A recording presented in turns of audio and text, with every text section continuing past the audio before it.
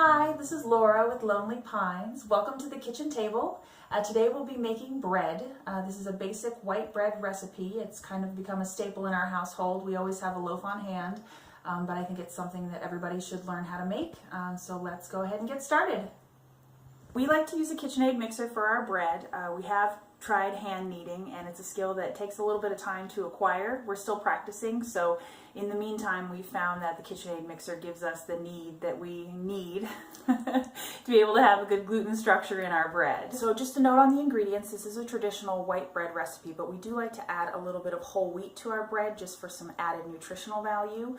But you never want to add too much whole wheat to a white bread recipe when converting, because it can really affect the texture of the bread and the consistency. So you can add a little bit of whole wheat, replace the flour with whole wheat, but don't add too much.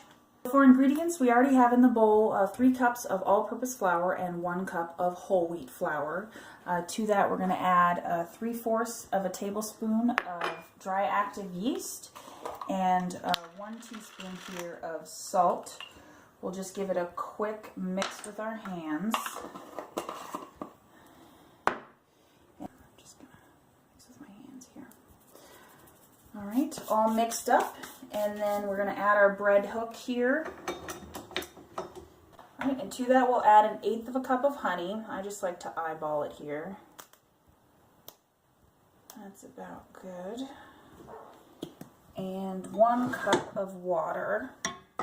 And then we'll let this all mix. I'm going to put the mixer on 2 here for about a minute.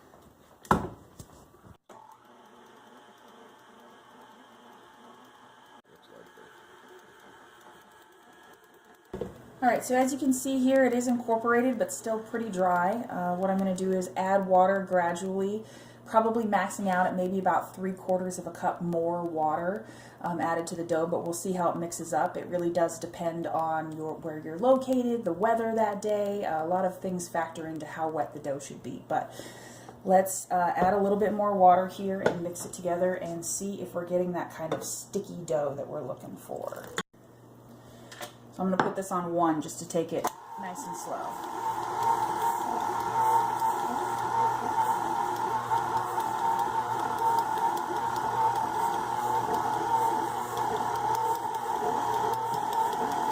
It's still looking a little dry, so I'm going to add a little more water.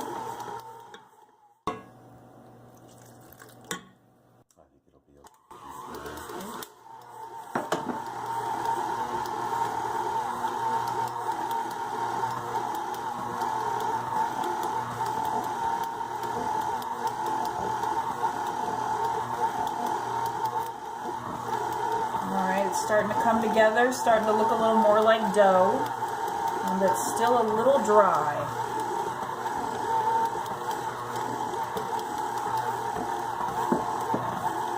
And no need to worry on this part. If you add too much water, you can just add more flour back in and just keep adding the 2 until you find the right balance. So that looks nice and sticky there. It's coming up off the side of the bowl and holding together like dough.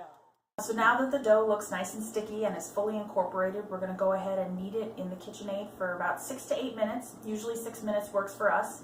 If you're kneading by hand, you'll want to make sure you knead for at least 8 to 10 minutes. We'll go ahead and stop and do a window pane test, but for now we're just going to get this going.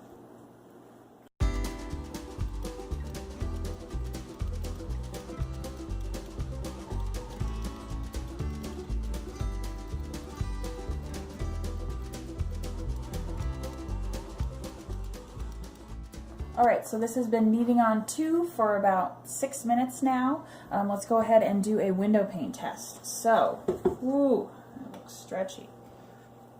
So that's where we grab a chunk off of here.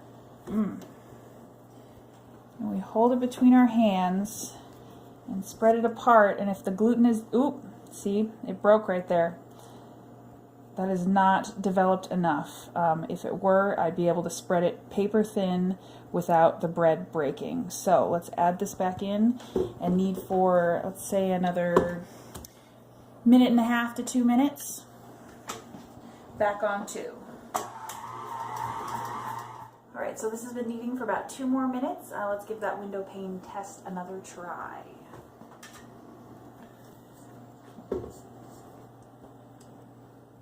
already looking much stretchier. There we go. So look at that. You can see the light through it. It's razor thin, but it's not breaking. So that is perfectly kneaded. All right, let's go ahead and get this off the bread hook.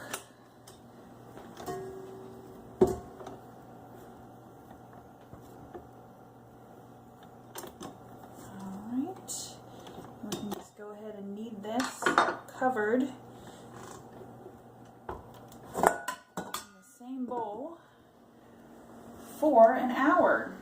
So we will see you guys in an hour. Alright, so this bread has been proofing for 2 hours. That's for the first proof of the bread. The recipe did call for about an hour or doubled in size. It's a pretty cold day today. As you saw, there's snow on the ground this morning. So we needed to give it a little bit more time. So it is doubled in size now, so now we're going to punch the dough out, shape it, and then put it in the loaf pan here to rest for another hour. So here's it doubled in size. Alright, now let's get this bad boy out of here. Super stretchy, great sign.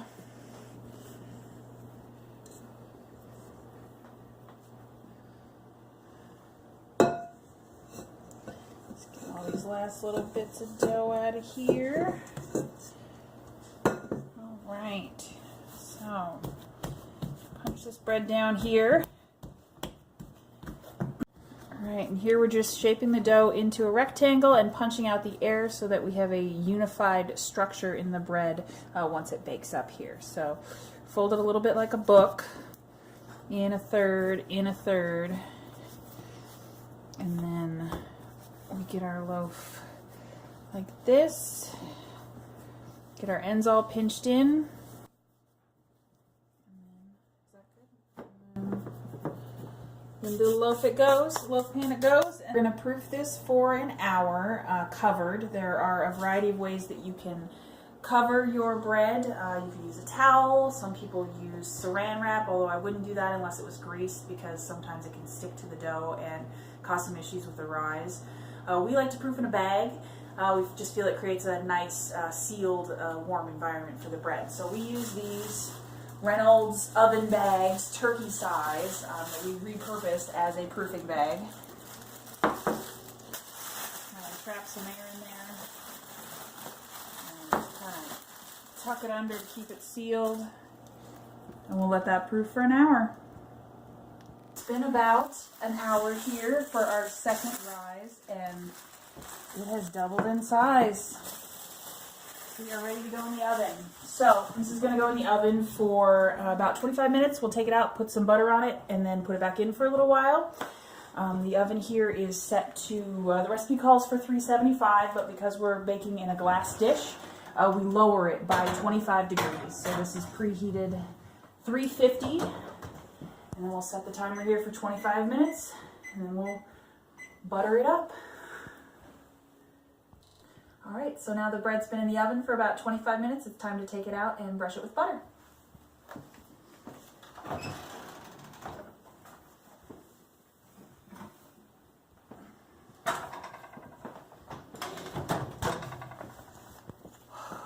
That's a good looking loaf.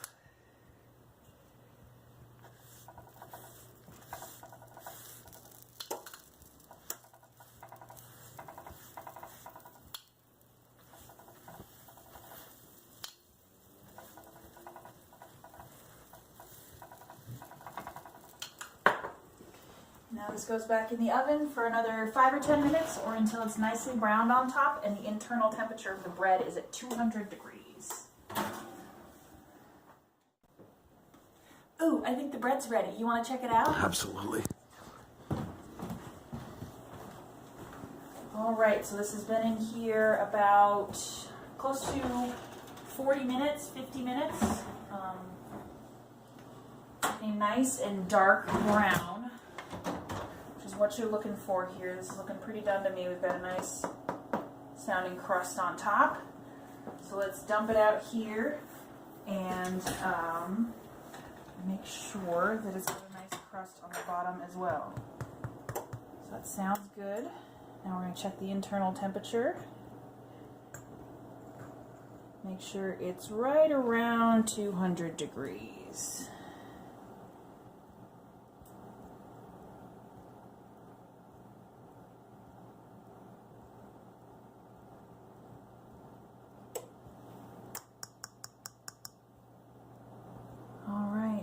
That's close enough for hand grenades and horseshoes, so let's call this good.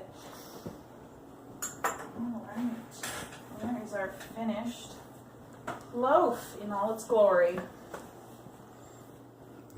Don't mind the rack of lamb marinating in the background. This is a bread video. We'll get to that another day.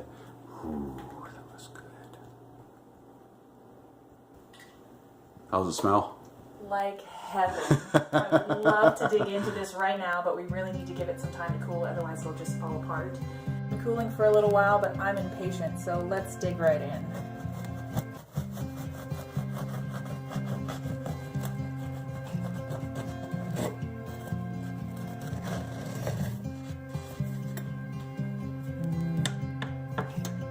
Now, a great test to see if your bread is done is if you can press in the middle here and it bounces back. That looks pretty well done.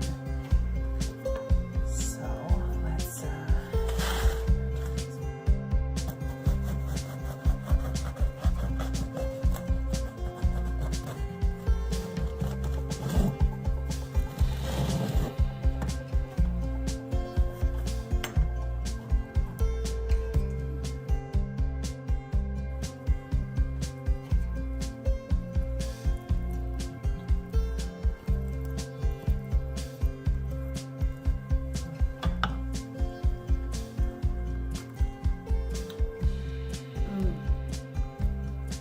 That's delicious.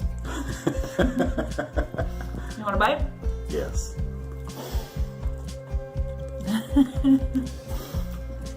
Oh man, that's good. Pardon me. Couldn't help myself. But yes, that is a very delicious loaf of bread. Highly recommend it. But thanks so much for joining us today, guys. If you're interested in seeing more, be sure to like and subscribe below.